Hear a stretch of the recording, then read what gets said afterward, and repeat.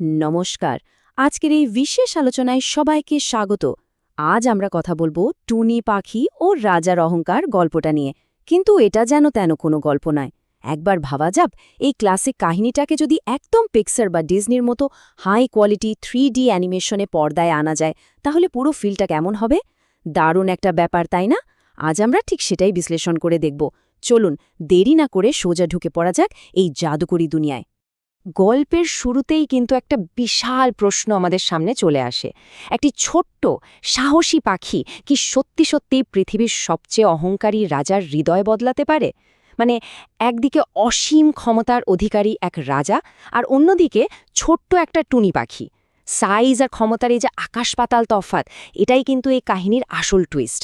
এই অসম লড়াইটা আসলে কিভাবে এগোবে, সেটা নিয়ে আমাদের মনে একটা দারুণ কৌতূহল তৈরি হয়ে যায়।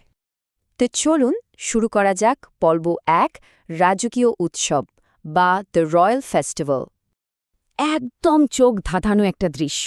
চারদিকে রাজকীয় প্রাসাদের জাঁকজমক, উজ্জ্বল আলো আর উৎসবের একদম জমজমাট একটা আমেজ। সোনার সিংহাসনে বসে অহংকারী রাজা দম্ভ ভরে হো হো করে হাসছেন। আর ঠিক তখনই শোনা যাচ্ছে নীল ঘড়ি ও সিধা নাচে ধিন তাক ধিন ধিন তা তা ধিন ধিন তাক। চারদিকে রঙিন পোশাকে নর্তকীদের নাচ আর ড্রামের বিশাল আওয়াজ। মানে, দেখলে মনে হবে সত্যিকারের একটা রাজকীয় উৎসবে আমরাও পৌঁছে গেছি। এরপর আসছে পর্ব ২, টুনির আগমন, অর্থাৎ টুনি অ্যারাইভস। এত জাঁকজমক আর হুইচয়ের মাঝেই হঠাৎ করে প্রাসাদের বিশাল জানালা দিয়ে উড়ে আসে ছোট্ট, কিউট আর হলুদ রঙের একটা টুনি পাখি। আর এসেই পুরো উৎসবটাকে সে থামিয়ে দেয়।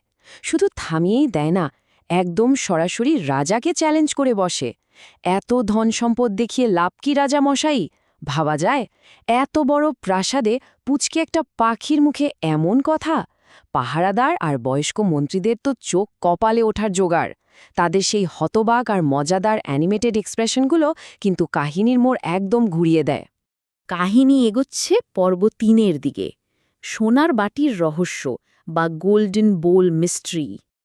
এবার আমরা চলে আসছি সোনা আর মণিমুক্তই ঠাসা এক বিশাল গুপ্তধনের ঘরে।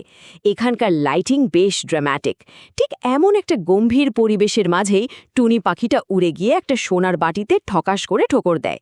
এই ছোট্ট সিম্পল একটা কাজ আসলে রাজার ওই সীমাহীন লোভের গালে যেন একটা বিরাট চড়। রাজা তো রাগ একেবারে আগুন। সাথে সাথে নির্দেশ দেন ওই স্পর্ধিত পাখিকে বন্দি করার। একটা ছোট্ট পাখির সামান্য একটা কাজে ক্ষমতাবান রাজার এই তীব্র রিয়াকশনই বুঝিয়ে দেয় তার ওই অহংকারের ভিড়টা আসলে কতটা নড়বড়ে। এরপরে শুরু হচ্ছে পর্ব ৪, রাজপ্রাসাদে হট্টগোল, প্রাসাদের বাগানে চরম বিশৃঙ্খলা। এখান থেকে কাহিনীর গতি কিন্তু একদম রকেট স্পিডে বেড়ে যায়। প্রাসাদের বাগানে শুরু হয় ফাটাফাটি এক দৌড়াদৌড়ি আর স্ল্যাপস্টিক কমেডি। বিশৃঙ্খলার লেভেলটা একবার দেখা যাক। প্রথম মিনিটে আমরা দেখছি রক্ষীরা একে অপরের গায়ে পড়ে হোঁচট খাচ্ছে। তৃতীয় মিনিটে টুনি তাদের মাথার উপর গোল হয়ে উড়ে সবাইকে বোকা বানাচ্ছে। আর পঞ্চম মিনিটে পুরো বাগানের রীতিমতো তুলকালাম কাণ্ড। বিশাল একটা সৈন্যবাহিনী যে একটা ছোট্ট পাখির কাছে কতটা অসহায় আর হাস্যকর হতে পারে, কার্টুন ক্যারেক্টারগুলোর বোকা বোকা চেহারা সেটাই দারুণভাবে ফুটিয়ে তোলে। আর এই চরম হট্টগোলের মাঝেই টুনির ওই মজার ডায়লগটা কিন্তু পরিস্থিতিকে আরও ফানি করে তোলে। ডাইনোসর চাই, রাজা খেলবেন।